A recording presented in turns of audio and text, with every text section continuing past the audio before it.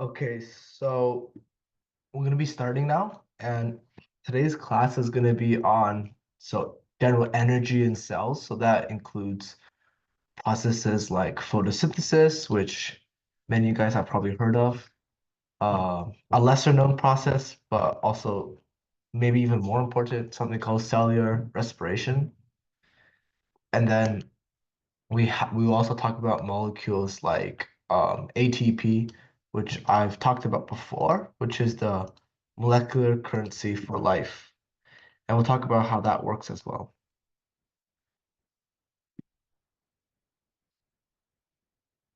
Okay, so to start off, what even is energy, right? So energy is the ability to do work or cause change. And it exists in various forms such as kinetic energy, potential, thermal, chemical.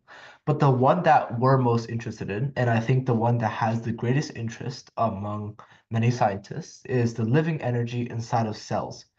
Energy is not living, but it's the energy that living cells use. And this powers essential biological processes and helps sustain all life.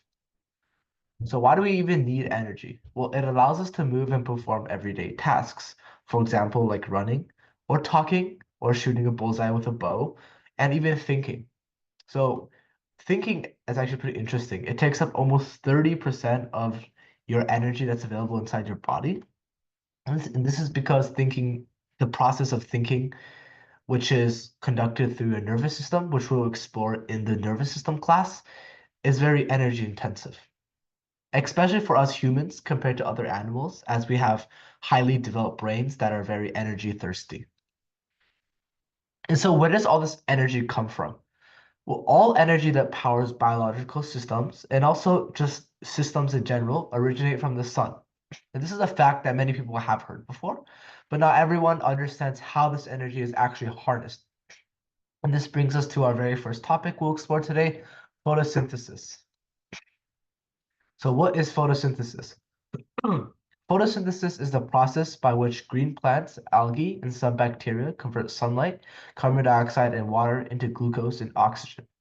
So it essentially takes the minerals and nutrients that is available to it, for example, water from the soil and carbon dioxide from the atmosphere and sunlight from the sun, and uh, it turns it into molecules that are very important for Earth. For example, oxygen, we need it to breathe, and also turns it into glucose, which then is used for energy in cellular respiration. And that's something I want to make clear right now. Photosynthesis does not necessarily make energy directly. It makes glucose, which is a precursor, which is something that leads to energy. In cellular respiration, this glucose is then broken down into energy. But photosynthesis is a process which plants use because they don't eat anything else for this glucose. Like we eat plants or animals that have eaten plants that contain glucose. So we only undergo cellular respiration, and so we don't undergo photosynthesis. And a cellular respiration essentially breaks glucose into energy, but photosynthesis produces glucose. So plants actually undergo both processes because they need a source of glucose. But then glucose is essentially useless without cellular respiration to actually turn it into energy. So where does photosynthesis even happen? Well, you guys probably heard of photosynthesis mainly happens in leaves. And sorry if this diagram is a bit blurry, but I just like to go over a bit of what the diagram of a leaf structure looks like. And so we start off with the cuticle, and this is just a layer of molecules and a substance that protects the leaf from losing water and defend it against things like bacteria or fungi. And then we have the upper epidermis, which is a layer of cells to protect it. And this diagram, I just want to make clear, is very, very simplified. Like the upper epidermis will not have only one cell, and also the leaf will have many, many, many more cells. This is just a simplified diagram, so you guys can get a better visual of it. And, and past the upper epidermis, there's something called the palisade mesophyll. And mesophyll just means a group of cells that are specialized for photosynthesis. So they have lots and lots of chloroplasts, which is the structure in which photosynthesis happens. And we explored that. We actually didn't explore that, but We did mention that in previous classes. And so the palisade mesophyll is the side that faces the sun, the side that faces up. And so this one has more densely packed cells. And then next we move on to the spongy mesophyll. And this is called spongy because there's a bunch of air space inside of it. It's not like squished together. And this allows, because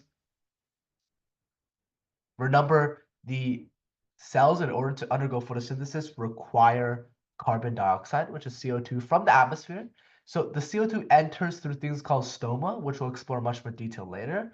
And the spongy mesophyll allows the carbon dioxide to move across the inner leaf. Or else, if everything was like scrunched up, then no cell would have access to carbon dioxide, and therefore no cell will be able to undergo photosynthesis. And next we have this kind of structure over here. I won't go into much detail. This is something related to plant biology, which we could explore potentially in the future if we have time. But essentially, it is just uh, the veins of the leaf. It's what carries the nutrients, the water, the minerals to the leaf so they can thrive. And again, more specifically, photosynthesis happens in chloroplast, and this is just a chloroplast anatomy. So we have the outer membrane, the inner membrane, and then we have inside the inner membrane, we have a space called the stoma, which is just empty space. Well, not empty space, it's filled with like fluids and such, but essentially inside the stoma, we have things called thacloids, which is where one process of photosynthesis happens, and then other process happens in the stoma, which we'll explore right now. So okay, this lesson on photosynthesis and cellular respiration is going to be a a bit complex. So if anything's confusing, I suggest you guys go watch maybe some YouTube videos later on these topics. But I will try to explain them as best as I can. And although I could go an easier route and explain it less in detail, I don't think that's very interesting because every one of you guys maybe probably knows photosynthesis takes in light and then it makes glucose, right? But I want to like actually dive more deep into it so you can get an understanding of it and not really memorize it, but understand the general concept. So when it comes out later, if you're pursuing biology competitions or higher level biology classes, it'll be extremely helpful.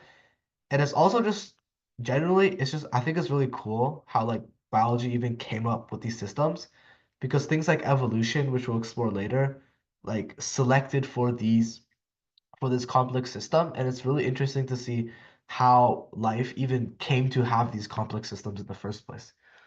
And so photosynthesis, a brief overview. Like I mentioned before, this is the equation for photosynthesis, essentially.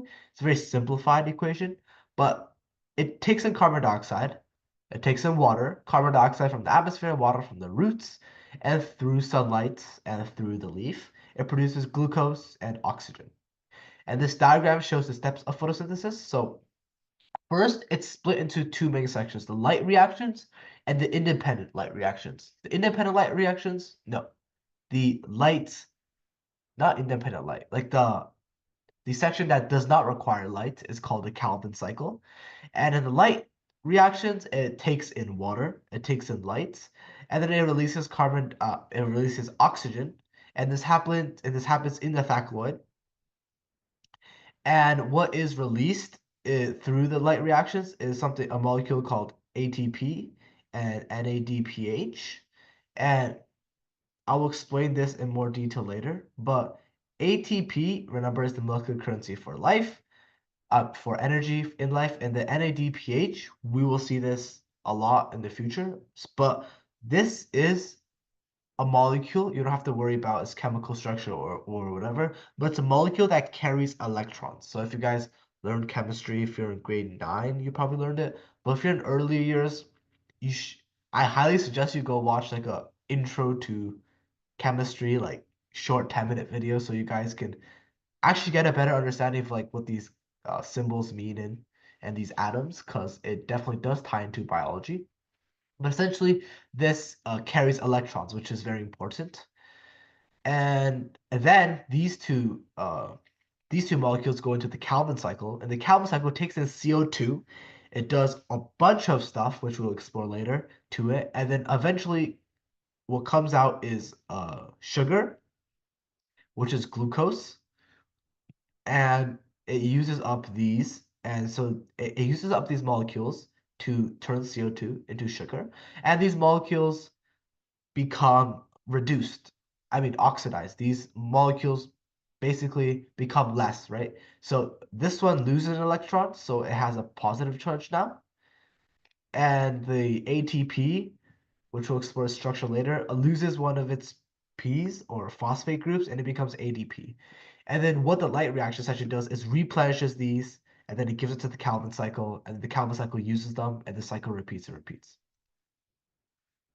Okay, so now the thyroid and light dependent reaction overview.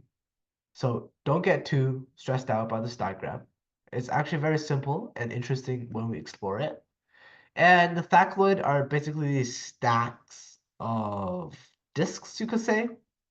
And if we take a cross section of this disk, say like over here, it would look something like this if we zoom in enough. So essentially, the entire system of the light-dependent reactions, the first step of photosynthesis, is it takes light into something called a photosystem, and essentially that light excites an electron, which is given by water, and we'll explore how that happens. It excites electron, and that electron falls back down, and it falls through the electron transport chain. And what this electron transport chain does is it pumps hydrogen ions down against its concentration gradient. Remember we talked about diffusion and all that. So it takes energy, which is the energy lost by the electrons, which were given energy by the light, and it falls back down. And what happens, and why does it do that? It's because this, remember this protein, hydrogen pump, it pumps hydrogen ions against its concentration gradient. And what this creates is a more hydrogen ion heavy in the thyroid space, and outside of the membrane, it creates a less hydrogen ion space. So this is more highly concentrated of hydrogen ions, and this is less highly concentrated. And what this means is that these hydrogen ions are forced to flow through something called the ATP synapse, which you don't need to remember the name, but it's essentially a structure that takes advantage of this gradient created by the electron transport chain, and these hydrogen ions will flow through it, and that allows and that gives it energy. It kind of spins a rotor that converts ADP plus a phosphate group back into ATP. So this is the reconversion phase, which then returns to the Calvin cycle. And the reason the hydrogen ions are forced through this protein and not just through the membrane is because remember membranes are not permeable or not. It doesn't allow molecules that are charged to pass, and this hydrogen has a positive charge to it. And continuing there, we have another photosystem, which also takes some light, and it excites the electron that fall down. It jumps back up, and this electron gives its energy to an NADP plus molecule, and it turns it into an NADPH molecule or number, and it gives it back to the Calvin cycle. And then the Calvin cycle would use these two and then turn it back into this phase and this phase, and then this process repeats all over again. So now we'll explore this reaction in much more detail. So at the start, light hits the photosystem, and we'll explore the photosystem in more detail later as well. But you might be asking, why does the plant need water? Well, the plant uses water to undergo photosynthesis. The water molecule, which is composed of one hydrogen atom, which is shown here, and two oxygen atoms. And what happens is that the water molecule splits. So it splits into two hydrogen ions. I mean, let's bring it back a bit. It splits into two hydrogen atoms because it's H2, and it splits into one oxygen atom. The reason why it's written kind of weird in this diagram is because oxygen doesn't really exist by itself. If it's in nature, it exists either within a bigger molecule or it exists in O2 form, which is its molecular form, because oxygen likes to be together. And so this basically this 1/2 of 2 is 1. So this is just one oxygen atom and two hydrogen atoms. It splits water into that. And the oxygen is not actually used. So the oxygen is what the plant byproduct. It's what it releases, and this is what we breathe. And where do the hydrogens go? Well, the hydrogens split into electrons, which are used by the photosystem and photosynthesis, and the hydrogen ions, which, remember, this pumps hydrogen ions from this side, the exterior side, into the interior side, right? And then it flows through the protein somewhere down there.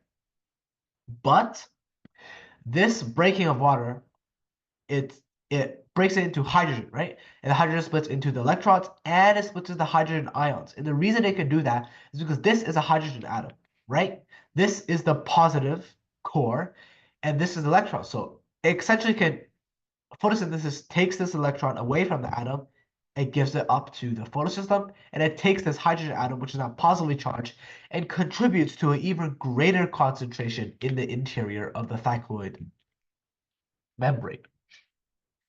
And so this electron jumps up, it flows down, it jumps back up, it flows down, and then it turns NADP plus into NADPH, and then this gradient is then goes through the ATP synapse, and it regenerates ADP into ATP. And so now, how do the photosystems themselves work? So the photosystems work by this. Light hits these two outer sections, or in the 3D version, it'd be like a kind of a ring. And light hits these pigments or the molecules that help the light travel from here to here to here to here to here into a special pair of chlorophylls. And this is what and this is where you see that P80 or P74. You don't need to know what that means, but essentially it's just a special pair of chlorophyll. And chlorophyll is what all these little dots are. It's essentially a pigment, a molecule that can capture light. And remember the electron donated by the water molecule? Well, the energy kind of boosts the electron up, it jumps up, and it attaches to the prime electron receptor, which then can fall down the concentration gradient, and it happens in photosystem 1 as well, where it jumps back up. The reason why it's called photosystem 1 here and photosystem 2 here, it's a bit confusing, is because the photosystem 1 was actually discovered first before the photosystem 2, so that's why. And the reason why they have different like P60, P70 is because it's just like this one needs a little bit less energy, this one needs a little bit more energy.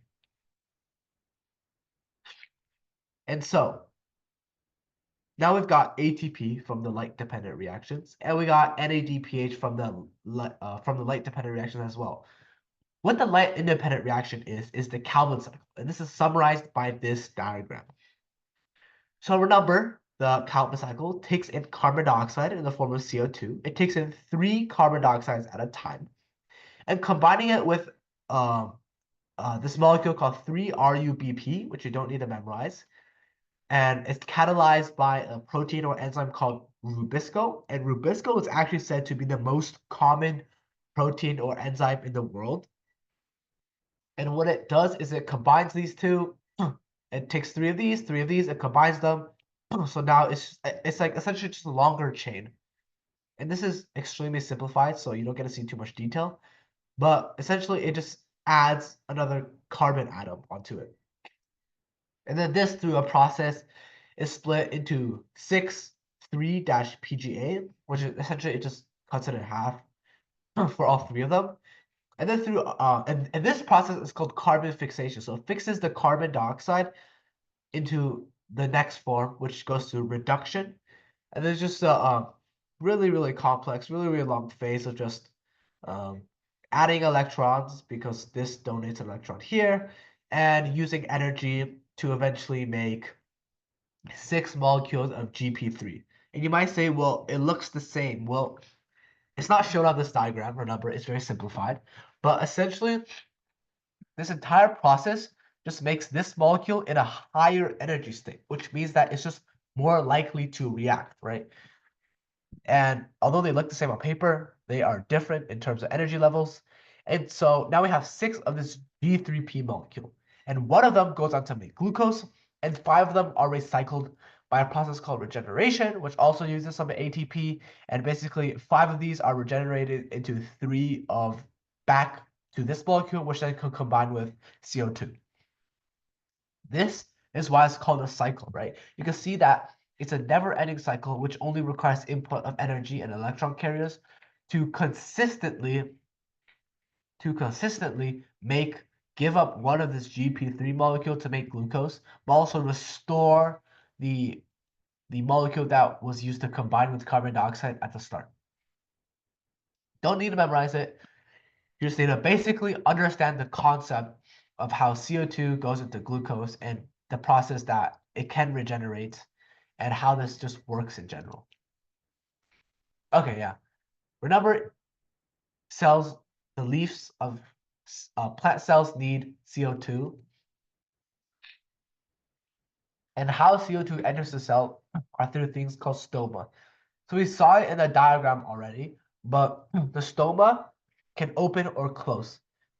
And I just want to talk about how that happens because it also ties into the first lesson we did, which was about osmosis as well. So here we have guard cells, which are stoma at the bottom of leaves.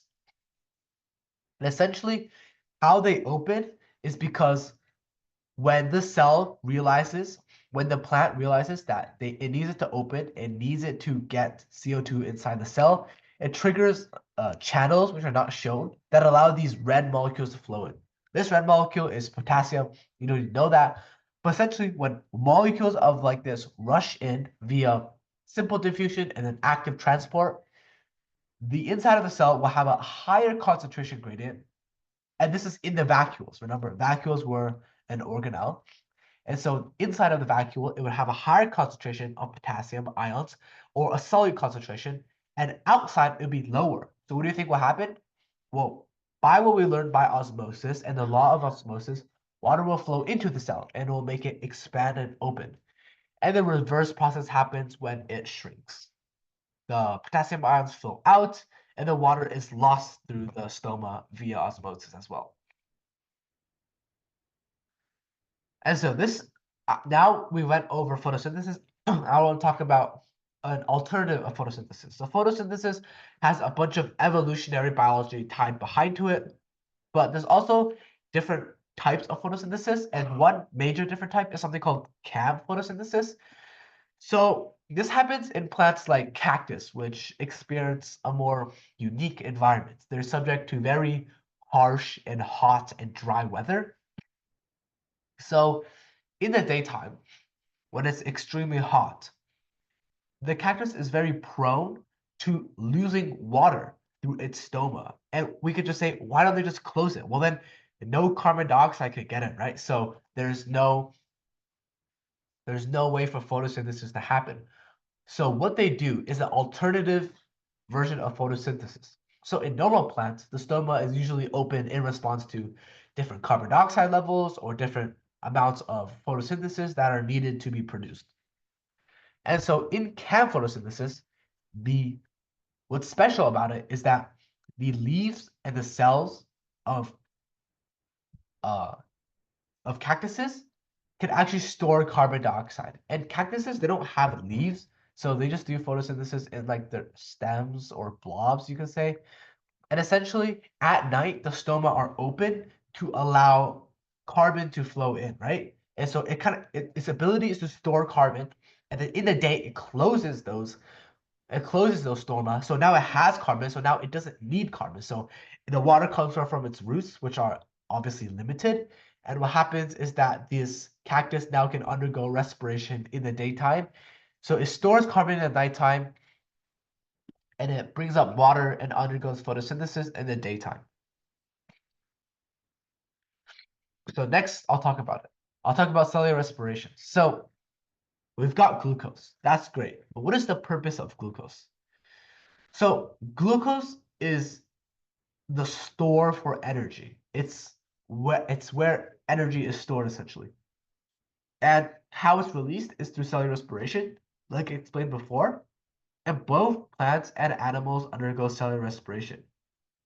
This is because, remember, glucose cannot act as energy by itself, so plants also need to undergo cellular respiration. So where does cellular respiration happen then? Well, cellular respiration happens in the mitochondria of cells, which we explored last time as well, but not in great detail. And these are these like pink things you will usually see on the diagram that are flowing around in the cell. And this is kind of blurry, but this is an overview of photosynthesis. I mean, my bad. This is the overview of cellular respiration, and it's also pretty complex. So the first step starts off with glycolysis, and then it goes on through pyruvate oxidation, and then it goes through the citric acid cycle, and then it finally goes through oxidative phosphorylation, electron transport chain, and chemiolysis, which is a long name, but it's pretty simple and pretty similar to photosynthesis, electron transport chain as well. So we'll debunk all of these. First stage, glycolysis. First look at it, you first thing I would say, you do not need to memorize any of these. All you need to know is that glucose, through this very long and complex process, is broken down into two molecules of pyruvate. That's all you need to know. And another thing you know is that it comes in two phases. First phase is the energy investment phase. So it uses 2 ATP. But then in the energy payoff phase, it produces 4 ATP. So in total, glycolysis produces a net of 2 ATP. And it also produces some NADH, which is very important. So NADH is kind of the cellular respiration form of NADPH. They're essentially the same thing. And so all you need to know about glycolysis is it splits glucose into two pyruvate molecules. It produces two net ATP and also produces two NADH, which are electron carriers, like I explained before. Next, this pyruvate is taken into pyruvate oxidation. And oxidation means adding electrons. So what happens in pyruvate oxidation is this is a molecule of pyruvate, and essentially a part of it's broken off as CO2, and this is why we exhale CO2. And then this pyruvate is go through a process where the CO2 part is removed, and then coenzyme A, which is just something, is attached to the missing part of the carbon dioxide, and this just forms acetyl-CoA, which is important because this is the step that is needed in order for this to react in the next phase of cellular respiration. And it also just gives us another molecule of NADH.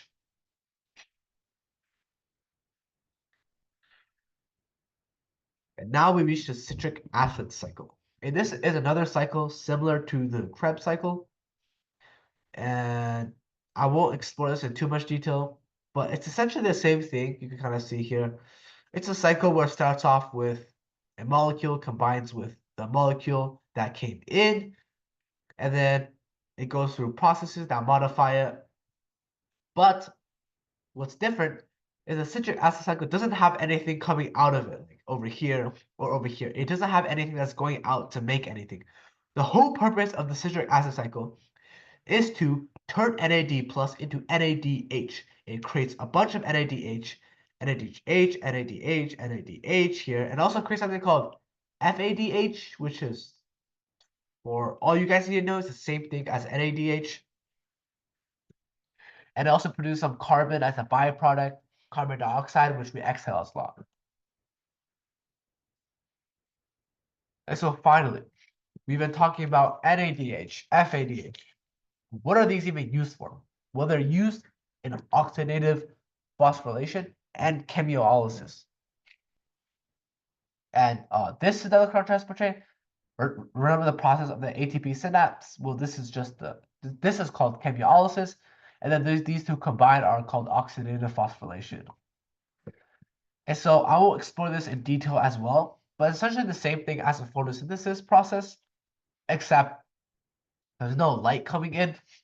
So the NADH and the FADH donate electrons. The NADH donate here, the FADH donate here, and essentially they just flow. They flow across here, they flow through here, and this flow of electrons, because when they donate electron, it's high energy state and it loses energy, and it just allows these protein complexes called 1, 2, and 4 to pump hydrogen ions outside of the cell, which then will eventually fall back down and produce ATP. It doesn't produce ATP out of nowhere, but a better word to use is it regenerates ATP. So when ATP is used, it turns into these two products, and essentially in chemiolysis, it just combines those two products together again through the use of energy, through the use of this H plus gradient ion. It's very blurry in this diagram, but you don't really see the names. And this is just what the electron transport chain you could kind of imagine it would to be like. So it's just kind of electron like flowing down. It's like going down a slide, except it's going down energy levels, which is shown here. But you could just think of it as going down a slide for simplicity. So remember, they happen in mitochondria. And mitochondria are in almost every cell of your body, and they're not really distributed too evenly. Like for example, there's much more mitochondria in your muscle cells because they need that energy to work. And there's basically zero in red blood cells, because we'll explore this what red blood cells do, but they're essentially in your blood, and they don't really need energy to do anything because they're carried by the current of your blood flow. So now, after we got ATP, what does ATP even do? Well, first we'll explore what ATP even is. So ATP stands for adenosine triphosphate. It actually might be helpful to remember this name because it does appear on quite a bit of contests for biology and exams. But essentially, what ATP looks like is it has an adenine base, it has a ribosome base, and it has phosphate groups. And a more simplified version would look like this. So these two blocks over here are the adenosine, and then it has three phosphate groups connected to it. And this is just some simplified models that you might see as well. And how does ATP do work? Well, essentially, how ATP does work is it loses its last phosphate group because remember ATP looks like this. It has the head and three phosphate groups. And how it does work is it just loses this phosphate group and it creates energy. So these are some examples. So for example, this is called chemical work by ATP. Essentially, the ATP releases energy into something called amino acid, and this amino acid is highly reactive, and so it flows to tRNA, which we'll explore. We might not actually explore what these molecules do, but essentially, we're trying to combine this amino acid with this larger molecule, and those two won't just combine out of nowhere, and there needs to be input of energy to combine them, sort of like wielding them together, and this is catalyzed by ATP. Another source of ATP is another source of ATP is mechanical energy, and this is done through and this is done in your body, specifically in your muscles. And how this works is that we have things called myosin and actin, and we'll explore this later when we talk about the muscular system. And essentially, this ATP just helps the myosin detach from the actin, and then it will reattach, and then when it releases, it moves. Another example of how ATP does energy is through active transport, which we explored earlier. And this is just an example of how it would work. For example, a calcium pump. An ATP attaches to it, and it allows a calcium ion to flow in. And then it releases this phosphate group, which releases energy. And that sort of pushes, you could say, pushes the pump. And then the calcium ion gets released outside, and then when this falls off it, it returns back to its original state.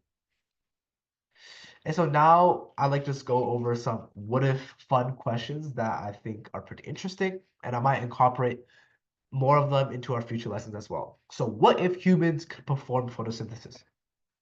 So if our skin contained chloroplasts, we could make our own food from sunlight. However, photosynthesis is not very efficient for energy production. And it's only used in plants because they have such a huge surface area, because they have many, many leaves to absorb light. But even then, they grow very slowly. And another important thing that we need to take into account is the energy demand of certain organisms, right? The reason why we don't just sit there and kind of produce energy from the sun is because we have such a high energy demand. We're constantly moving around, thinking, hunting, back in the older days, right now, maybe playing some sports. And so we can't produce enough energy through photosynthesis. So we rely on eating organisms that have a glucose inside of it so that we could use it. And the reason plants can undergo photosynthesis is because they're stationary. They don't use that much energy. Most of the energy goes through growing.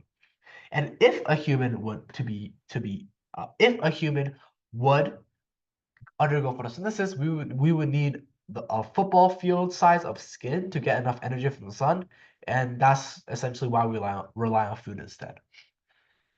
Another question is, what if there was no oxygen on Earth for 5 minutes? Well, at first you might think we could just hold our breath, but oxygen is more than help us breathe. Without it, the ozone layer, which is a layer up in the atmosphere made of oxygen, would vanish, and this would expose us to deadly UV radiation from the sun, which might mess up our cells' DNA and lead to cancer. And the ocean will also lose tons of water instantly because H2O molecules contain water and contain oxygen. And what if oxygen made up 50% of the Earth's atmosphere instead of 21%? So what if there was more oxygen in the atmosphere? Well, first of all, fire would be way more dangerous. A single spark could cause a massive forest fire instantly because fire through chemical reactions burns off oxygen, and more of them might lead to massive forest fires that won't occur at our current atmosphere percentage of oxygen. Plus, insects like dragonflies and spiders would grow way bigger because their bodies rely on oxygen diffusion, meaning we might have giant bugs crawling around. And this is what actually happened millions and millions of years ago, like hundreds of millions of years ago, because uh, remember the prokaryotes, there was a big boost in oxygen because this evolution created photosynthesis, and there was a big spike in oxygen, and that allowed these organisms, giant dragonflies, and other giant insects that I've seen, but I won't post here because they're really disturbing and they're kind of scary. So if you guys want to see, you can search them up, but I don't suggest that. And essentially, why the atmosphere oxygen decreased is because organisms they saw this boom in photosynthetic like plants and single cell organisms, and so herbivores, animals that ate those plants, took advantage of that. And so that concludes my presentation today. I do have a new thing set up. I don't know how it's gonna go. Hopefully it works well. It's called GimKit. I, Many of you guys might have played it before. And so just give me a sec so I can set it up real quick.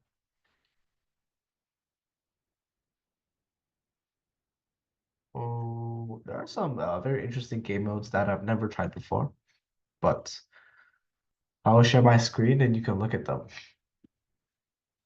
What do you guys want to play? Got like parkour one, fishing one, got like bunch of these random ones. I don't know. Do you guys have any suggestions? Like we've got farmers, tag, a, a couplet. Hmm. I say we just start off with an easier one. We do have some time. Ooh, let's start off with Don't Look Down. It's probably like a parkour one. Okay, let me see how it works. 7 minutes.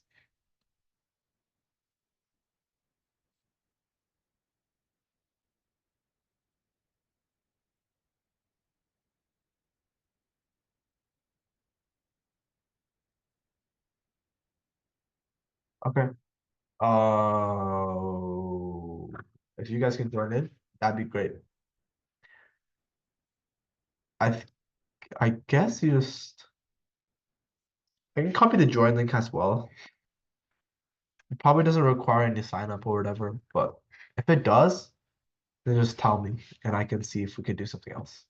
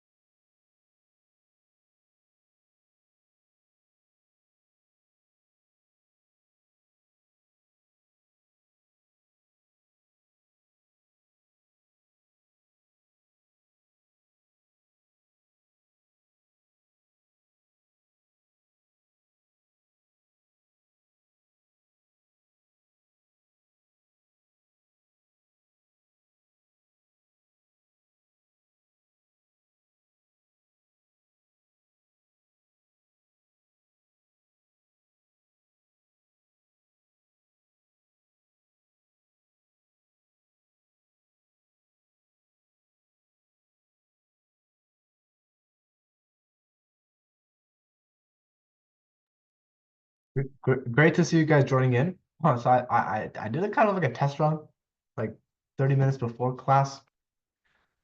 But essentially, you basically follow these steps. So you answer questions to gain energy, and every like time you move, you lose energy and stuff like that. And you try to like complete the parkour, I guess, before you lose all your energy. Okay, I'm not sure if this allows late joining, but we're gonna start right now.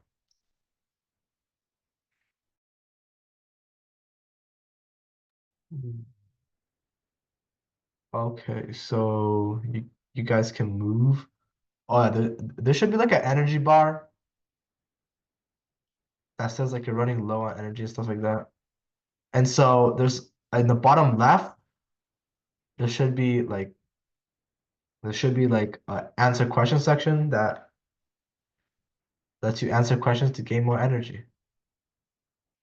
Like you ran out of energy and then you click answer questions. And yeah, I'm gonna play along with you guys just for fun and hope you'll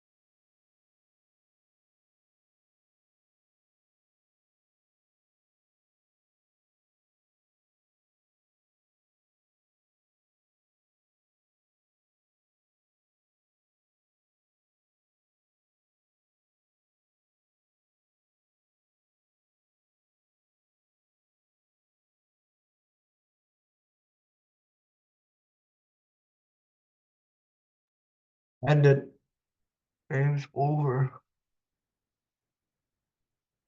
Oh, nah.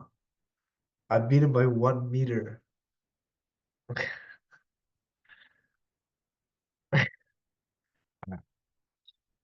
Um, I think that was pretty fun.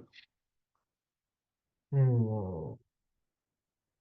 I'm going to switch the game, so I'm gonna end that.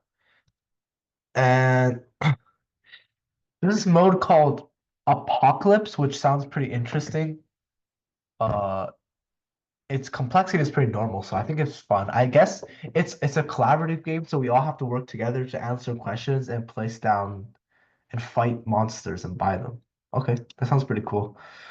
Since I'm gonna make it more fun, I'm gonna give you more stuff. Okay,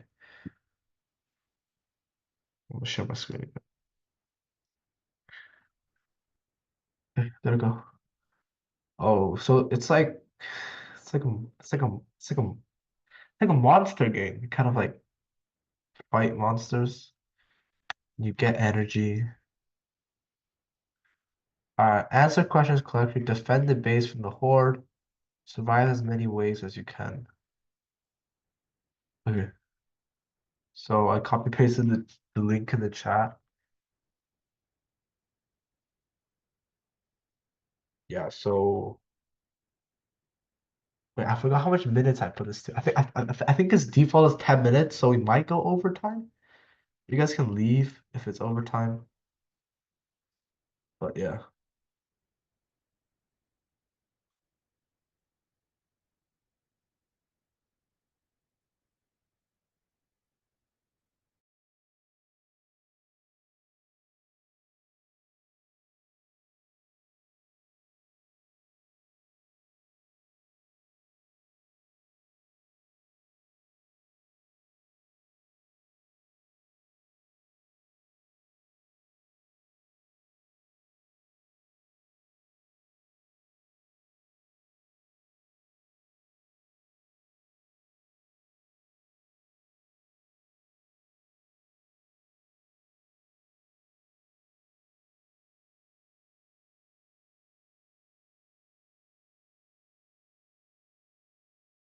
All right, I'm gonna start. Select your role. Oh my. I didn't even know this complicated. I'm gonna go Ranger because seems the funnest. All right, so we gotta shoot zombies. Y'all choose like something, anything you want. I don't know what the zombies. Oh my, you have to answer questions. I sold.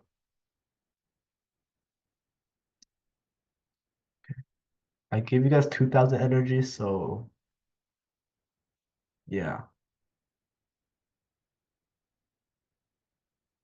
Okay. Where are the monsters? 9 zombies remaining. Oh, there they are. There they are.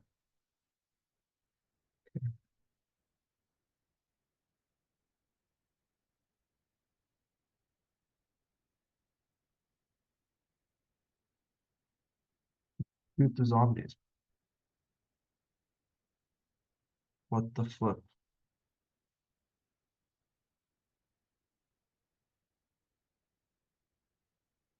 Hmm. This is really weird, but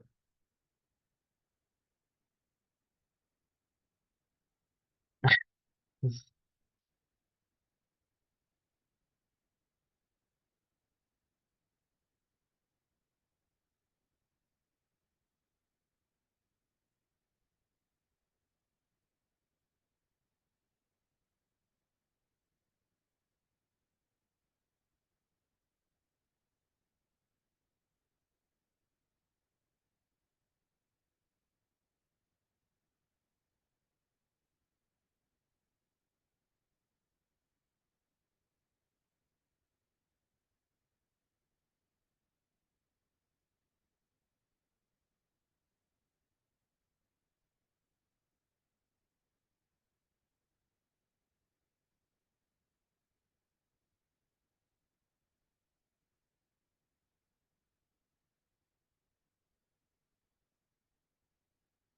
It's a pretty interesting.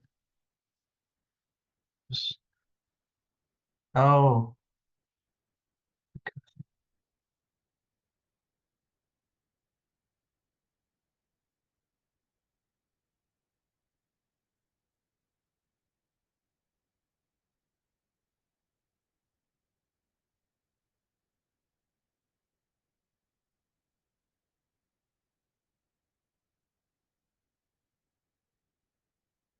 yeah, I generally don't know how long I put this for. So if you guys need to leave, you guys can leave.